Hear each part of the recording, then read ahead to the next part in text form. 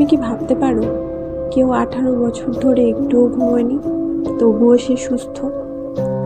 ভিয়েতনামে এক কিশোর নাম থাই নগর 1973 সালে জ্বরে আক্রান্ত হবার পর থেকে সে আর এক রাতও ঘুমাতে পারেনি।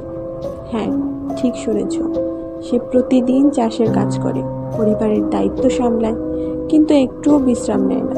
ডাক্তাররা তার উপর বহুবার পরীক্ষা চালিয়েছে, ঘুমের ঔষধ দিয়েছে, কিন্তু কোনো কিছুতেই কাজ করেনি। তাকে জিজ্ঞাসা করা হয়েছিল, ক্লান্তি লাগে না?